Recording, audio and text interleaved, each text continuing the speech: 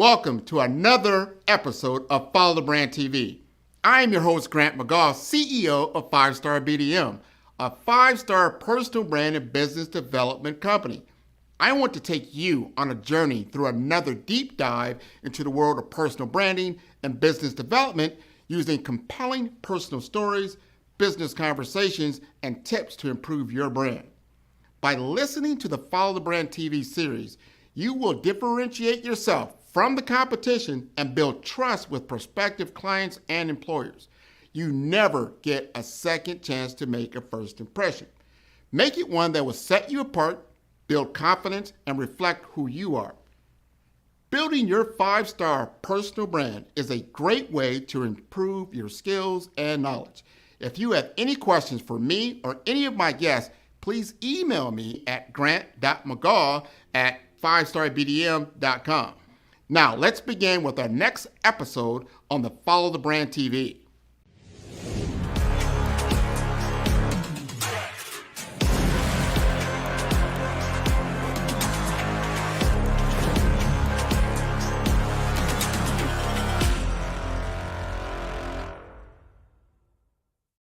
Five-Star BDM, Brand Development Masters, is a professional consulting and advisory group keenly focused on business development services for the small to mid-sized business and entrepreneurs. Although every business is unique, they often share business development challenges that can be addressed through smart branding. Services include process improvement and operations, digital strategy and transformation, business intelligence, digital marketing, and personal branding. Our business and personal branding company has helped a number of professionals and organizations to optimize and grow. This results in more business, more opportunities, better reach, positive outcomes. Visit www.5starbdm.com today to learn more.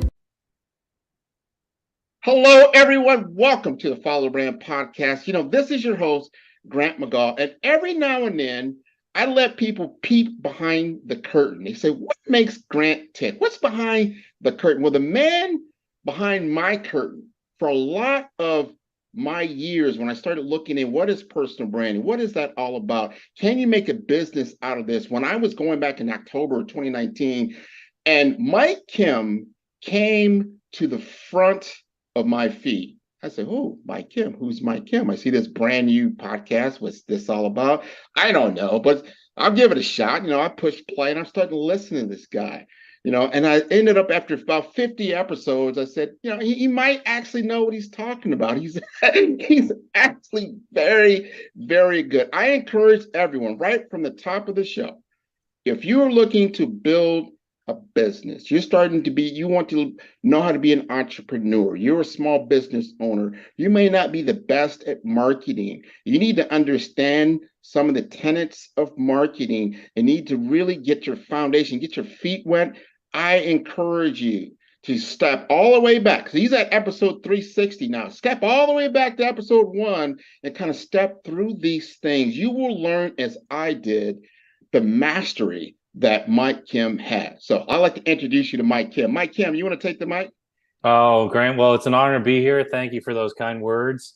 And for everyone who's tuning in today, I hope to be of some value. All right. You're valuable to me. We're going to spread the wealth, right? We're going to spread some wealth. We're going to spread some love. I believe you're in New York right now. I know you travel a lot, you get around, you move things around. But I want to start off like this. This is really where the crutch meets the road. And I think you did it eloquently, meaning you were working, you had a job, but you wanted to make a transition to become an entrepreneur. What was the spark that got you going? And then when did you feel that you started to have the confidence that you knew this could be a viable business for you? Yeah, really the spark hit me. I was the CMO of a company, Grant, and it was here in the New York, New Jersey area. And it actually happened Thanksgiving. Now, this is a long time ago now. But I remember it was like the first time I was hosting Thanksgiving. I think the year was 2013. Okay. And my mom and my sister came over to my place, and we had Thanksgiving together. It was awesome. Like we stayed up all night, we hung out, and late in the evening, I get an email from my boss. I was working as a CMO for this company. We need you to come in tomorrow. Now that's Black Friday here in the United States. Nobody like the only people who work on Black Friday usually are in retail because everyone goes shopping, right? And I had stayed up all night hanging out with my mom. She gave me these like just shared some crazy stories about us growing up. And I was like, this is one of the most fun nights I've ever had. And she and I, you know what happens when you grow up, like you get a job, and you don't really see your parents very much anymore. And Sure. so this was like incredible. And then I had to leave my family at my own house so I could go to work the next day. And that really, like, this is one of the frameworks that I teach. It really pissed me off, to be honest. It really takes me off, right? And part of the framework that I use to ask people, I ask them three questions, and the answers can often serve as sort of a catalyst as to why you're doing what you do. And those questions are what pisses you off, what breaks your heart, and what's the big problem you're trying to solve. I didn't know the answer to the other two questions, but the first question I definitely knew the answer to. Like, this ticks me off. Like, what if I get in a car accident and I never have these nights with her again? What if my mom, you know, God forbid, something happens to her? What if we never have any one of these nights again? And I literally left my family because I had to go to work. That was really the inception of me thinking about taking control of my life. I started to realize that no one was going to tell me to live a better life or help me do it. Right now, I've noticed that no one ever says no on your behalf. They always want more. They always want more from you. They always want to squeeze more juice out of the orange. Yep. Right. Yep. And so that for me was the catalyst. So it came in stages. I didn't really know what I wanted to do at that time.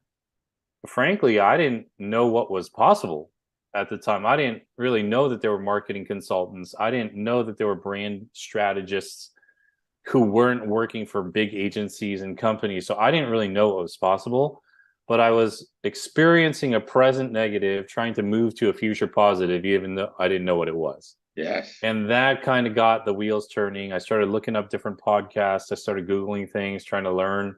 Much like, you know, you shared just a few minutes ago with everybody here about how you and I met, at least online through my content. And so I was just like looking for answers, and it began this slow journey. But in retrospect, it happened pretty quickly. Well, and I think you had to, for me, as an outsider looking at you, we spoke about this even earlier. Like sometimes you don't hear from the people that are listening to your content. And it's always good to get that feedback. So I'm going to give you some feedback that I got from listening to your podcast. Number one, I got some confidence. I got some great. I said, yeah, I hear what he's saying. I think I can apply some of these principles. They're not that complicated if I put in the work. If I put in the work, I will step through these things. Now, I've been doing my business for, I'm going to say I literally incorporated in 2020. So this will be, I can't even believe it. It's been 3 years, right? And I guarantee you, now you have an 8-step process. I took my time because I'm still working. I still have my 95. I still do those things because I'm taking my time to build my foundation. I believe I'm now at step 5 of your model, your step 5 and step 6. And I want you to tell the audience first, walk them through those first 4 steps and the importance of them and why that's so important to have that down before you get to that 5 and 6. Yeah. Well, the way that I look at it is that a lot of people kind of have an idea of what they're supposed to do, and they kind of like throw things against the wall. And a lot of times we do them out of order. I tell people like these steps are sort of like digits in a phone number. You can have the right numbers, but if they don't go in the right order, you're not going to be dialed in, right? You're not really focused, right? You end up like calling the wrong person, right? And people get frustrated. But what we have to understand is that success is sequential. It's not simultaneous. You got to build, like you're saying, that foundation first, right? And so where I really start with people who want to build a business around their personal brand, what I mean by a personal brand is an identity that's based on your ideas, your expertise, your reputation, and your personality. That matters, right? So when we think about the fact that it's not just what you know, but how you do it and how you convey your ideas and communicate your ideas. It's first very important, step one, to have a point of view. You gotta have some sort of values. You've got to have some sort of beliefs. There has to be some tenets that you could, drive into the ground as a stake and say, this is where I'm hanging my hat, right? And then once you have a point of view, you can share personal stories. That's step number two. We need to know who you are. We need to know why you do it, right? Every superhero, supervillain, every big influencer that we follow online, most of us know their stories. We all know that Batman's parents were killed. We all know that Tony Robbins grew up very, very poor. These origin stories, these personal stories, like where did you come from? How did you do it? So that's got to be, that's integral to you building a business around your personal brand. So you got a point of view, you got personal stories, you got a platform. You've got to share these stories somewhere, whether it's a podcast, a blog, a YouTube channel, Instagram, or other social media channels. And I meet so many, or website. I meet so many people who say, help me build a website. I'm like, okay, but do you even know what you want to say? And they don't. See, it's out of order. They don't have a point of view and they don't know how to tell their personal stories, right?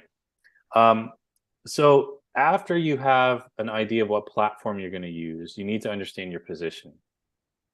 And the positioning is really where you stand in relation to your competition. There are a lot of other options out there for people, to kind of run with. There are a lot of other people who teach what I teach. And so understanding what your positioning is, are you Louis Vuitton or are you Walmart? Are you going to go to a specialized market or are you going to go to the mass market? And if you and I were opening a pizza shop, Grant, and we went to the bank and asked for a business loan, we'd have to tell them these things. And that's where a lot of people get in trouble because the barrier of entry is so low. We think, well, I'm going to just start a podcast or a YouTube channel and I'll figure it out along the way. And then they get, put in hundreds of hours into something, invest a ton of money, and they don't have traction because they can't answer those 4 simple questions. You asked me to start with this first 4. They don't know what their point of view is. If they have one, they're scared to share it. They don't want to share their personal stories. They just want to share what they know. Newsflash, information isn't exclusive anymore. It's all over the internet, right? So, but you are exclusive. Your personal brand is. And then they don't really know what platform to use. And they don't know where they sit relative to the competition. How are you supposed to build a business off of that? Right? So I start with those 4 steps, and then we get into the products, which you're at, the pricing, the pitch, the partners. And all of that is in the book, but that's like those first 3 to 4 steps are really, really integral. And that's why they come first. They're critical. They're critical because that you're beginning to build the invisible to become visible. That's how I would call it. And so when you start becoming visible, you've got to be ready. So if someone does like what you have, then there's a mechanism for them to acquire it, right? And you've got to have all that put together very good. There's another thing that I really, really liked that you stated, and I can't remember where it's at in the book, but you'll know what I'm talking about. Like, you've got to understand, like yourself. I'm talking to an individual who's been podcasting probably almost since podcasting started really becoming in popular, right? You started, 8+ years ago. You've been down this road. I've been podcasting close to 2 years now.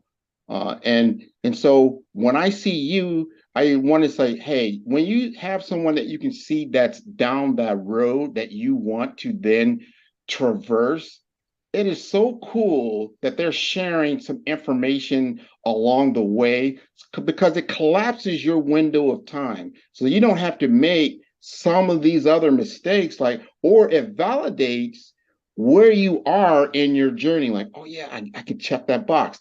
He's saying that's what he's got to do. I love, even your Zodiac world, what you talked about, like how to roll out things systematically, so you're not just all over the place. So you Yeah. do have a framework which to operate. You want to elaborate on that? Yeah, years ago, I moved back into the area where I went to college, and I revisited this Chinese restaurant that I loved when I was in school, and it was called Noodle Gourmet. It's in New Brunswick, New Jersey. And I'm not Chinese, so I don't really understand the Chinese zodiac, but I saw a couple of calendars that they had in the restaurant, and it just kind of hit me, year of the horse, year of the tiger, year of the whatever, right? And that's how the Chinese zodiac works. And I was like, you know what? That's a lot like business, especially in this space. When I started in 2013, I was still side hustling. I was working my full-time marketing job, side hustling, trying to get copywriting clients, trying to do some of the stuff. And I said to myself, you know what? I've got a good job. I've got to figure out how to build this business in the margins of the time that I'm committed to at my job. Yeah. And I said, hell or high water, this is the year of the blog. I'm going to blog every Monday. I'm going to publish a blog post every Monday. It doesn't matter who reads it right now. I just have to publish, because it had to become habitual to me. I had to learn the skill set. I had to do the reps, just like you do in any kind of sport or activity where you're trying to master, right? And in many ways, I want everyone to understand this: consistency is greater than intensity. I got people who, okay, I wrote 10 blog posts. Yeah, but they're not consistent. You're not doing it over the course of a year. You're not doing it over the course of 2 years. And so in 2013, Grant, I made sure that was what I published. Like, that was priority number one. In 2014, you made mention of this, I started podcasting. Well, guess what? It was way easier to podcast because I've been blogging for a year. There were times where I just took blog posts that I wrote the previous year that people responded really well to, and I created a podcast episode out of it. I knew how to write the headlines for the podcast episodes because I'd been blogging. I already had an audience from blogging that moved over to my podcast. And so everything actually became exponential. Yeah. It stacked one on top of the other. 2015 for me was really the year of launching the product, right? The product launch, right? And the mastermind. And I had met so many people who try to fill a coaching group or mastermind group. I sold it out in 3 weeks. Yeah. Well, the reason was I had an audience that I had earned from 2 years of blogging and 1 year of podcasting. So there I was in year 3. I went full time that year. I made the leap from my very lucrative C-suite marketing job into making even more money when I started my business. And I sort of just played the long game. And now when I teach some of this stuff to my clients, my coaching groups, my mastermind members, I just ask them very frankly, are you playing like the 1 year game, or are you playing the many decades game? Because if you play the many decades game, if you play the long game and you're patient and you get really good at what you're doing and you keep learning, you stay hungry, it will work out.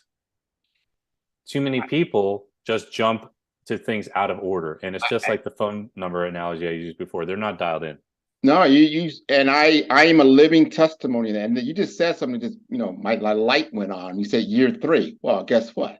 I'm in year 3. This is good. There you go. This is good. This is good. But I like the consistency with my podcast. Now, how I built my audience, I had been building an audience through my sales role in healthcare and technology. I built it up. I use my platform of choice is LinkedIn. So I built it up, and I found that this was an enormous resource. It became my CRM. I said, this is great. When you're doing sales like I have, when I remember when you had to do snail mail, you're sending out, envelopes to people, right? You had to pick up the phone, you're just dialing for dollars, right? And then all of a sudden the email came, like, well, I could blast emails. But you know what? Like you said earlier, people, they've got all those defenses are down. No one picks up a call, especially in the business anymore. If they don't Hmm. recognize the number, you're going to voicemail. Who's going to check all their voicemails? Maybe they, maybe not. Their emails, the same thing. Like they got so many.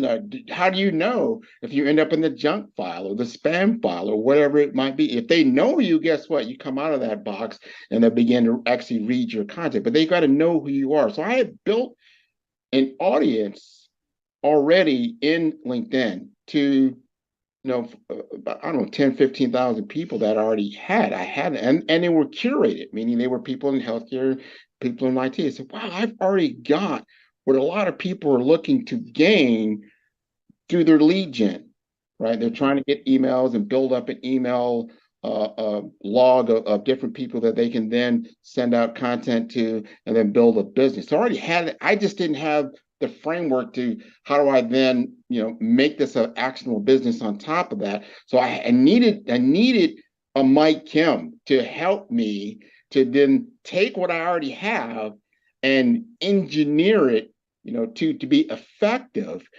And so when I started the podcast, I remember this. I said, all right, Mike Kim, I listen to I see how he's doing his podcast. So I'm going to do it. So I did like 2 episodes. I did a monologue.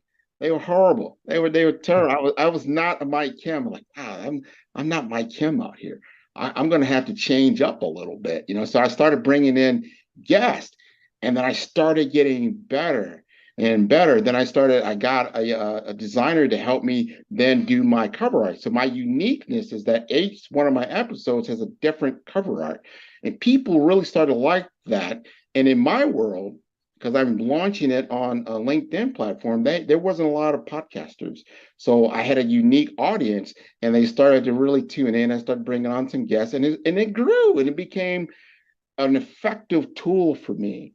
What I want to ask you this is that now you've blogged, you've you've done the podcast, you've even done the book, you've got the mastermind. You talked about recently about video and YouTube. Why did you wait so long to do YouTube, and what are you looking to get out of it? Yeah, I put off YouTube for a while because I didn't I was focused on what was working, Hmm. and I didn't really have an exposure problem. I had really good relationships in the industry. And so I think that's where you have to understand like where your people are hanging out. You just gave a brilliant example about what's working for you. I don't have a really strong presence on LinkedIn. My audience, my past audience, my current audience, they're not super active on LinkedIn. Where they were active were on Facebook and Instagram. Hmm. And so I concentrate, I put in money to run ads on those platforms. I found other friends who were building communities on those platforms, and that's what worked for me. Um, Now, what I'm seeing, it's not that like I feel my business is behind because of YouTube or the lack of a YouTube presence. I just see where the trends are going. Hmm. I think regular TV is going to die a very, very slow and painful death. Um, I don't have cable TV. I have YouTube TV, which is essentially cable TV, and the only thing I watch on it are sports. Everything else, and only in the playoffs. Everything else, I watch highlights of football and basketball on Instagram. And Yeah. so what's happening is the way people are behaving is completely changing. So not only is my audience shifting to more short form video and I have to be present there, the entire world is doing that. True. True. NBA games are on. I don't watch the entire game. I go do something else and watch the highlights that are posted on Instagram literally as the game is being played. Right. Right. So you think about that and where people are spending their time, it's on short form video. And so now I'm like, okay, well, let's get on there. But the awesome thing is it's going to come rather easy for me because I have 8 years of podcasting experience. I have been a speaker. I have a ton of content of videos where I've spoken at other people's conferences or my own that we can cut into video. So you see, everything is stacking, but I also want to be intentional about where people are going and where they already are. Uh-huh. And I think that all of us have to be aware of that, cognizant of that. My audience is not on Pinterest, or at least my ideal clients are not on Pinterest. But for many of my clients, they are. Mm. And so you've got to find what makes sense for you. And then if you need to learn the skills requisite for that platform, then buckle up and learn. Just like you learn podcasting, just like I learned podcasting. I think that there are seasons in our careers and in our development where we have to learn a very critical skill. Yeah. And without learning that critical skill, you do not go to the next level. You may even go down a level because everyone else is moving up. Mm-hmm. And it's sort of like 2013, I had to blog. That was innovative at the time. 2014 podcasting, like you said, I was in a little bit early. Oddly enough, I thought I was late. Isn't that interesting, right? And so, but I did it. I had to learn that skill. I sat there and recorded episodes and they stunk. And I was like, let me re-record that. I've worked on it for hours. Now, all these years later, I could just one shot an episode. Yeah. Right? And so you're acquiring these skills, but now it's like, for me at least, I'm like, okay, it's time to grow again. I got to add another thing to my, so maybe 2023 is the year of the YouTube for me. Maybe that's what it is. Right. So I think it's a cliche, but grow or die. All right, let's talk content. Content is the norm. You got to have great content out there, right? But what kind of content do we create? There are 3 reasons, if you really think about it, why people tune into content. And these are in no particular order. They're different for every person, and they're different based on the programmer, the creator, or the viewer. But if you think about every brand that's out there and all the content that you watch, there are 3 reasons that people really tune into content. Number 1, they want to be educated. They want to learn something. It's a how-to, if you will. Similar to this video, right? Just learning something new. It could be instructional, it can be theoretical, but they're learning something. We want to learn something. So number 1, it's educational. Number 2, it's inspirational. Content that is inspirational. People want to be motivated. They want to be inspired. They're tear jerkers, right? These are more compelling and emotionally moving stories, right? So these aren't necessarily how to be more inspirational. It's just something that really encourages us or lifts us up, right? And then 3rd, there's content that is just entertainment. It's just fun. Or it's interesting. It's action, it's movies, shows, drama, whatever. But we're watching it for entertainment purposes. So those 3 things, again, in no particular order: education, inspiration, entertainment. I am primarily an educational content creator. I teach how-to stuff. I teach branding, marketing, copywriting, you name it. But here's the thing. Regardless of which one of these 3 you are, you need to delve into the other 2 at least once in a while. No one wants to hang out with a teacher all the time. If all I ever did with my friends and my colleagues was just teach, they'd be like, Mike is just lecturing me all the time. I've got to weave in some content that is inspirational or even entertaining, that highlights some aspect of my humor or my personality. I have a very dry sense of humor, and that shows in certain pieces of content that I create on social media. An inspirational post might be something like this. Some time ago, I published my first book, You Are the Brand. And before it even went live, I got a few copies to give out to friends and family. And I handed a copy of the book to my mom. And I recorded her on video to get her raw reaction. What do you think? Very attractive. Really? So I didn't do well in school, right? I knew you were very smart, but you didn't want to really put your effort for getting a good grade. You have a lot of different talents in you. I was surprised actually. And you develop all your talent in different ways. So I'm proud of you, of course. Thank you. Yeah. This was not a how to write a book post or how to brand yourself post. It wasn't anything like that. It was just a moment where I shared that interaction with my audience. And people were just so inspired to see my mom kind of react the way that she did to seeing her kid do something significant with his life. Write this book. I'm gonna put some music to it. It was inspirational. It was encouraging. And people said this: I feel like I got to know you more through this piece of content. It was so inspiring. I didn't know you had a hard time graduating high school. I didn't know you struggled in college, and yet you wrote a book, and it was inspirational. And yet I didn't teach him how to write a book or anything like that. Just one of those moments once in a while that you can share with your audience that touches on the other 2 that are outside the norm of what you do. I mean, how many entertainers or how many celebrities do we follow once we understand their real life story and how they made it, we're inspired, right? We're inspired. Or how many of these actors who are out there, these performers, actors and actresses or athletes, elite athletes, share something online about how they learned how to act or how they, shoot and dribble a basketball. It's so we want to learn. We want to learn how they excel at their craft. So again, education, inspiration, entertainment. Think through those things. You major on one of them, but you've got to touch on the other two to give your brand a well-rounded approach, a well-rounded identity in the market. Thanks for joining me today. Till next time, live your message, love your work, leave your mark on the world, and I will see you back here on the next episode. 5-Star BDM, Brand Development Masters, is a professional consulting and advisory group keenly focused on business development services for the small to mid-sized business and entrepreneurs. Although every business is unique, they often share business development challenges that can be addressed through smart branding. Services include process improvement and operations, digital strategy and transformation, business intelligence, digital marketing, and personal branding. Our business and personal branding company has helped a number of professionals and organizations to optimize and grow.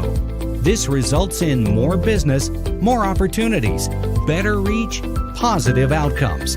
Visit www.5starbdm.com today to learn more. Well, let me ask you this, because I've got a live TV show that I do on actually Wednesday nights at 7 p.m. And I do it over StreamYard. And it goes out to over 200 countries on a lot of different platforms. I'm not aware of all of them, but it does repurpose onto my own YouTube. And it's been effective for me because I'm able to now I call it almost double dipping. I still have my podcast and I'm still podcasting, but because I record these over Zoom, I can then repurpose them over YouTube and I can record them over YouTube Live. And there's other ways to now even build live community over it, like a live Zoom type feed. They've got this now functionality. My question is this, because I haven't got to this phase yet. Have you found that it's been very lucrative for you to then build mastermind groups, and those mastermind groups are obviously beneficial from thought leadership as well from a commercialization standpoint? Yeah, for me, mastermind groups work great. I love mastermind groups. I love running mastermind groups. One of the things that really helped give me a lot of clarity, and I teach this to all the people I coach, if you just take a simple sheet of paper and draw 4 boxes, right, 4 quadrants, on the upper left, quadrant 1, you just write down what you love doing and you are amazing at, what you're great at, right? Next quadrant over, upper right, things that you're good at and that you like doing. Lower left corner, things you don't like doing and you're not good at. And the lower right corner, quadrant 4, things you hate doing and you suck at. Yeah. And if you just fill in those quadrants, it will be very, very illuminating to you. For example, when I look at quadrant 1, I love doing, and I think I'm amazing at running mastermind groups. Uh-huh. I think I'm great at and love doing workshops. And I think I'm great at and love connecting with other entrepreneurs, like relationally. That's why I have so many friends and colleagues in the industry. That's what I'm great at. Now, if you move over, this may surprise some people, and always surprises my audience when they hear it for the first time. Things I'm good at and like doing: speaking, okay, copywriting. Yeah. I am not a full-time speaker. I'm not a full-time copywriter. Right?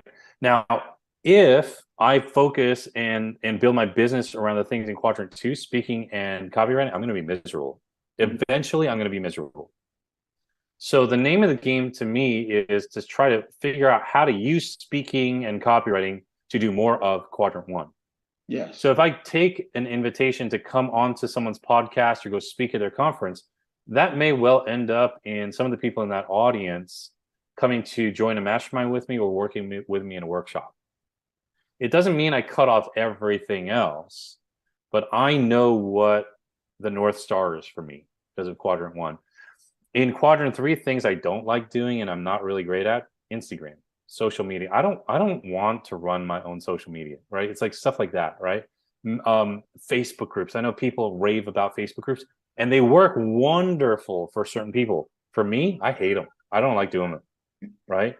And then things I'm terrible at and hate doing: budgets, taxes, admin work, anything organizational.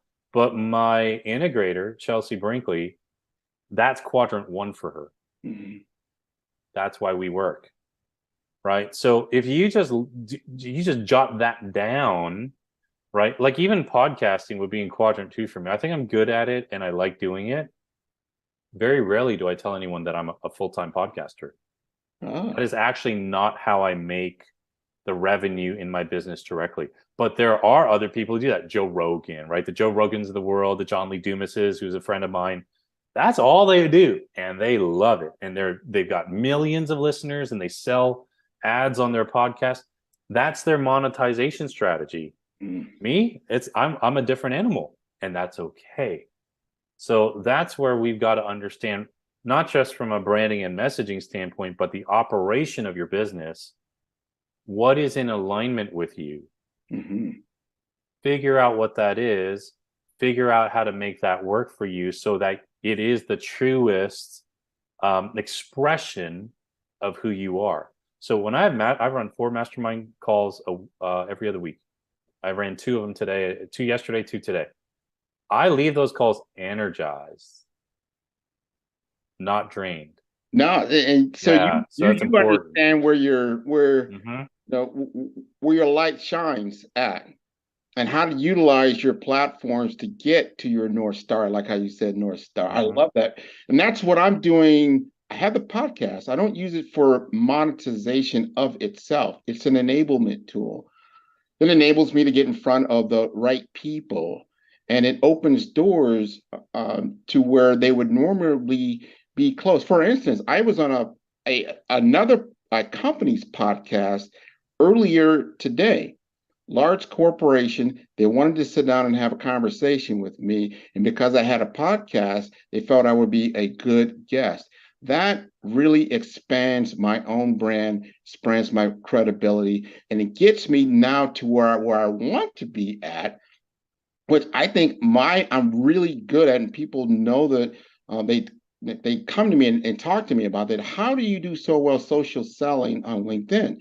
So I developed a course to show people how to do that from my lens, and how to not just set up the different profiles and the different tools that are there, but how to actually have genuine conversation and begin to bring people off platform to talk with you, and then back on platform and kind of have them work simultaneously. So that's my next, that's my 5 step, right? My 5 and 6 where I'm at. I do have some great relationships from a relationship standpoint. That's step 8, which I love how you said, and I can't remember what the podcast was, but you said that elevated you when you looked at this organization. They did not have your particular skill set in their portfolio, so you were doing podcasting. They brought you in, and that elevated your game. Talk to us a little bit about partnerships from your lens. Yeah, sure. So the way I look at partnerships spatially is you partner up, you collaborate across, and then you mentor around yourself, right? So when I look at a partner up, that's a situation where I have more to gain than they do. So I've got to come in and humble myself. I've got to bring something, even though it's not as much as they've got, something unique and valuable to the table so that we'll work together. When I look at a collaborate across, I look at a lot of my colleagues, my peers, my friends. Some of us are a little further along than others, but we're generally still in the same league. You might be a terrible NBA team, but you're still one of the 200 best basketball players on the planet, right? You're in the same league, okay? Yeah. And those are people I'm friends with. We do events together. We speak at each other's events. My friends came through when I had my book launch going, and that's what drove it to a bestseller status. I mean, and you've got to build relationships like that. And the way you do that is by making sure your friends understand what you do. Your friends understand your value as well, right? And then you've got the communities that you're coaching and mentoring. You're mentoring around them, right? And so when I look at finding partners, I'm trying to figure out, are they a partner up, or are they a collaborate across? Right? And the easiest analogy I can give, Grant, is be the jelly to someone's peanut butter. Yeah. I know there are some weird people out there who only put peanut butter on their sandwiches. I think that's weird. It's way better, in my opinion, with some jelly on it. What you don't want to do is heap more peanut butter. So case in point, a couple of years ago, I had a friend, a mentor-ish in the early years, and he was teaching copywriting, like writing marketing material. And that's what I do. I do that pretty well as well. And he asked me to promote his product. Well, sure. But if I just told my audience, if you buy this guy's course, I'm going to give you more copywriting stuff, not going to work. It's not appealing. It's just more peanut butter on top of the peanut butter. Right. But I said, I will teach you how to build a personal brand as a copywriter so that you can get clients and you can get speaking engagements. That was jelly to the peanut butter.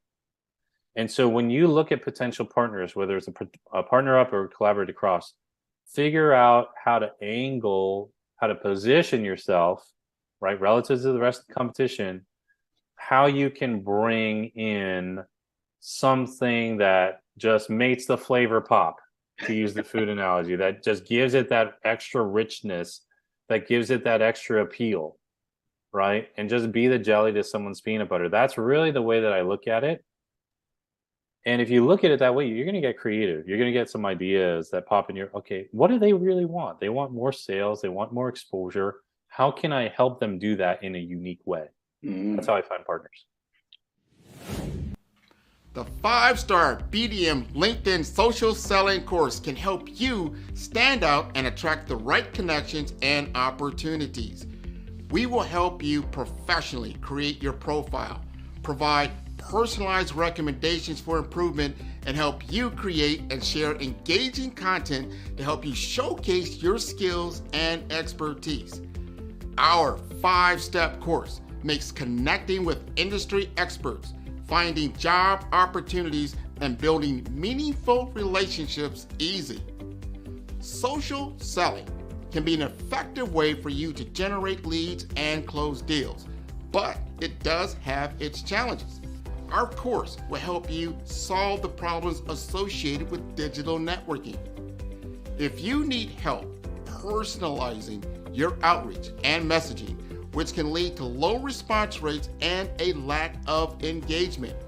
If you need help targeting the right prospects, this course is for you.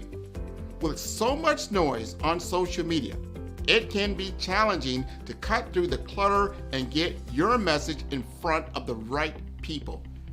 Our course will personalize your messaging using our targeting tools and research. You can identify and reach the right prospects. We will also show how to deliver high quality, valuable content that attracts and engages prospects and clients.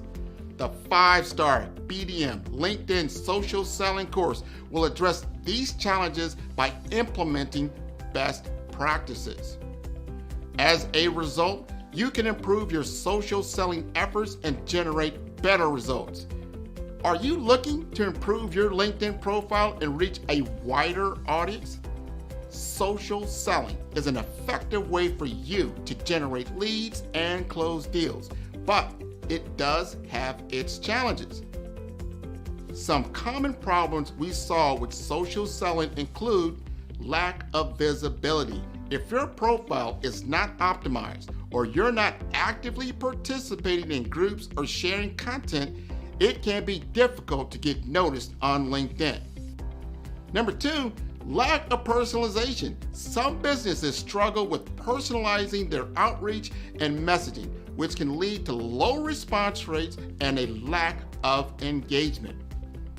Also, difficulty targeting the right prospects.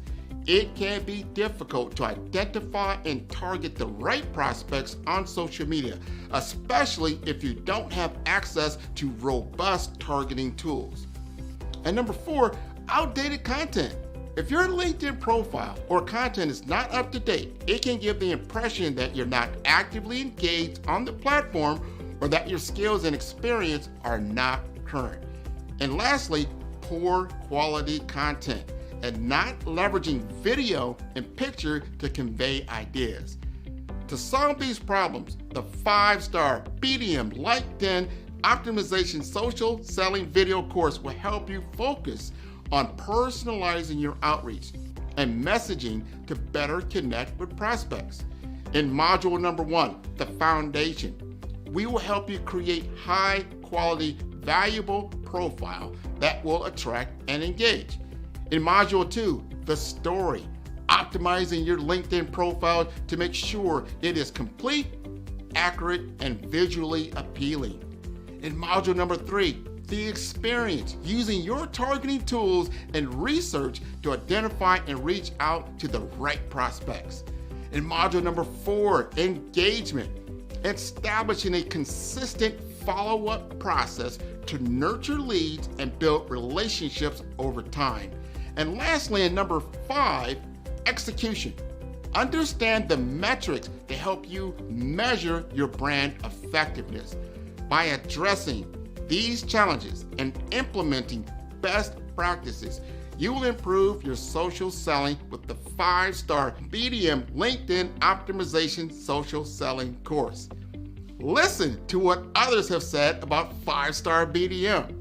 Grant, I'll tell you why I'm here, right? I'm here because I love your brand. When we started chatting on LinkedIn, we connected. I checked you out and I go, man, this guy knows what he's talking about. You were definitely instrumental in helping to shape that knowledge of who I am. Because at first I thought, well, I am an actress. I am a writer. I am a producer. I am a speaker. And so I said, well, I must be a creative communicator. I know that there is a narrative thread here, but you nailed it when you said you are a storyteller. So you brought it all together in this cohesive title. Sign up today to improve your social selling opportunities. So I got one more question. I got to ask you this because this is beautiful. I love this conversation that we're having. I reached out, I saw you on LinkedIn. I said, oh, Mike Kim's on LinkedIn. All right. Let me see if he'll connect with me, right? So I sent you a connection request. You accepted. I went, great, he accepted. All right. I'm not going to just, I think this is a class 1 mistake that a lot of people do. They just send some ridiculous pitch to someone that they just like, I don't even know who you are or what you represent, and you just immediately, spam me with this message. I totally tell people, don't try not to do that. It's really annoying. So I let that, percolate for a little bit. Hopefully you were seeing some of the things that I was doing. And then I was beginning to put together a podcast series on brand masters, right? So I said, you know what? I'm going to craft the message and I'm going to send it to Mike Kim. I'm going to let him know, Mike, I'm doing this brand master series. I think you will be a good guest for the show. Here's some other people that I've been interviewing. And I sent you a clip of what the show would look like. And I said, let me know if you'd like to be a guest. And I went, poop, and I don't know how long it took. And then you responded back like, hey, Grant, yeah, that sounds great. I'm taking some time off, but I'm busy right now. But, stay after me. I like to do something with you. And then I was patient, right? Because I respected what you said. And then I came back and I think, I don't know, it was late December or January. Said, hey, let's go ahead and hook this up. And now we're here now. My question is this. Why did you want to be a guest on the show?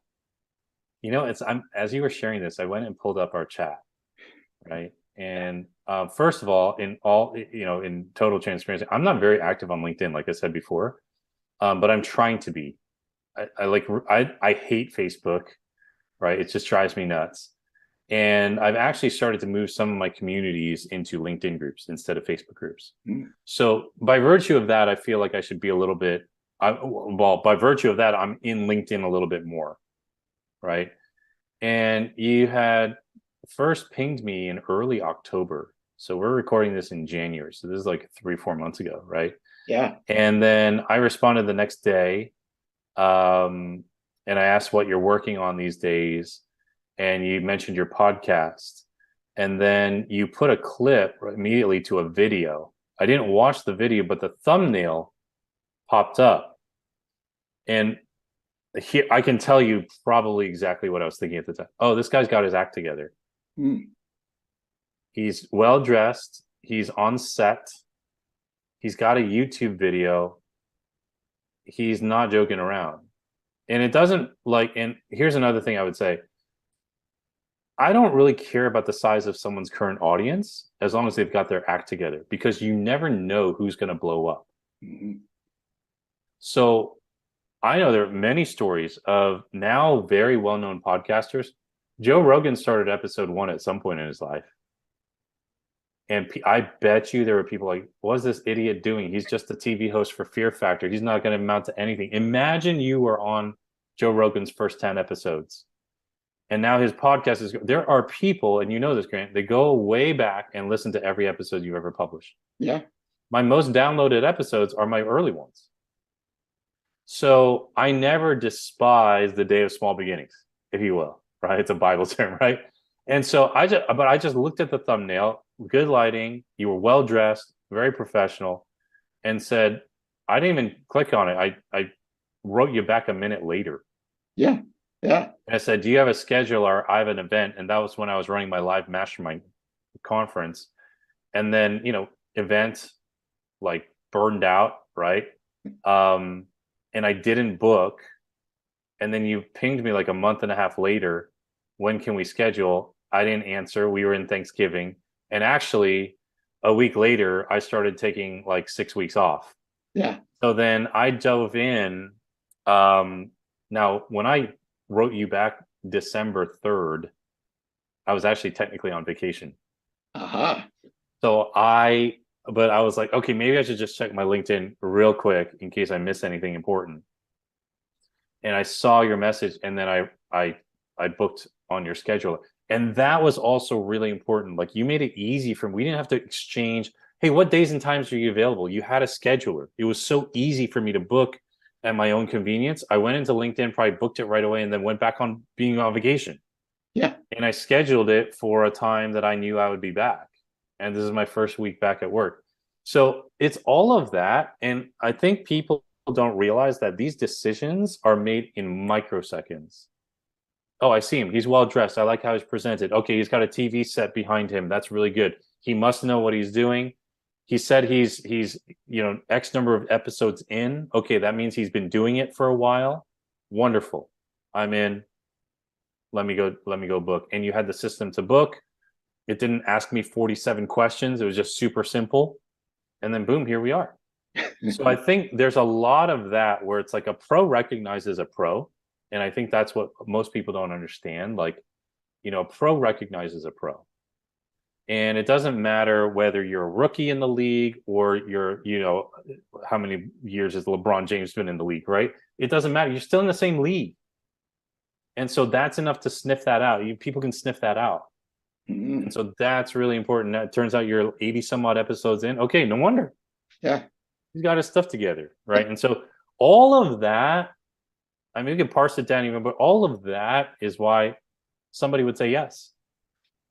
Well, I thank you for saying, Mike, this has been wonderful. It's a gift. It's a gift to our audience, so they can get real time and understand what process and progress looks like. You put in the work. Obviously, you've got to work on your game. You've got to put in the work, and you've got to show up. And when you show up, opportunity will come because you're prepared. They call that getting lucky, right? You're prepared. You're ready to go. But I truly encourage the entire audience, listen to Mike Kim's podcast.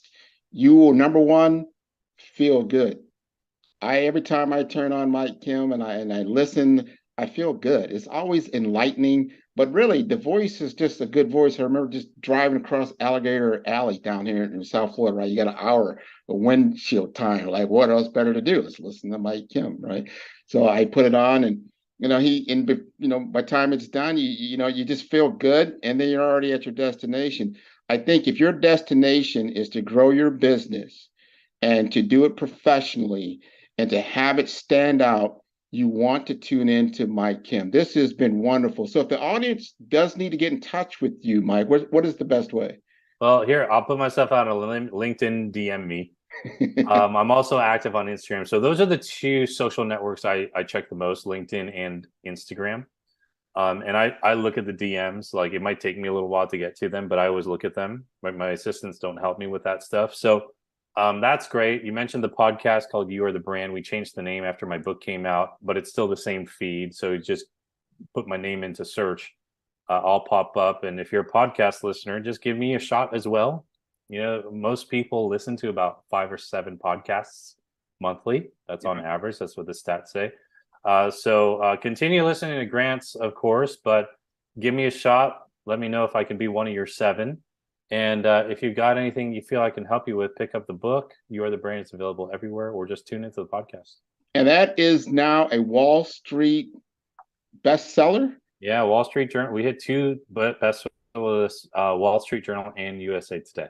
Congratulations. So really cool. Now we got a second book coming out? I mean, what's on there? Yeah, we'll be working. I've been working on it. It'll take a little while, but yeah. It feels like I just wrote this one. So I know you made it. Yeah, the world moves fast. Yeah. So yeah. But you built you already built the momentum to where when the book came out, it just helped you to blossom anymore. So congratulations on everything that you're doing. Thank you, Grant. It was an honor to be here, and for all you tuning in, I hope that this was valuable and insightful. And just keep going. Just keep going. Don't give up. Hey, keep going and tune in to all the episodes of the Follow the Brand. You can tune in at www.5starbdm, and that is B for brand, D for development, M for masters.com. Until next time, take care, Mike. Take care. Bye-bye. Follow the Brand TV broadcast host, Grant McGaugh, as he visits with top executives and entrepreneurs to find out their secrets of success with their personal brand. Follow the Brand TV broadcast host as he focuses on brand development to build better relationships, bring value to your business, relationships, and career. You will enjoy listening to each episode that is tailored to speak to you directly. If you're looking for this type of clarity in terms of building your brand, you have tuned into the right station. Each episode will help you to shape a conversation in the 5-Star BDM network of 20,000 professionals and become a springboard for your corporate engagement and business opportunities. Each guest will frame their story in the areas of personal branding, business development, career development, financial empowerment, and technology innovation. Grant McGaugh explains why he is the CEO and owner of his own professional career. Grant is an accomplished business leader and entrepreneur who wants to give back to individuals to grow their personal brand strategy. Tune in as he weaves his story about new possibilities, while to you exceed expectations. If you love storytelling, this show will make for fun. Tune in for our next show or click on our website at www.5starbdm/followthebrandtv. Thank you.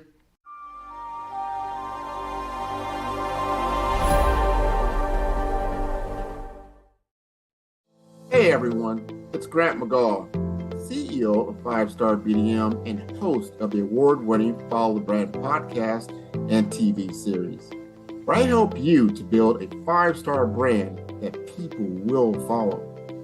My genius is personal brand development through intelligent communication and helping you achieve your business and career goals.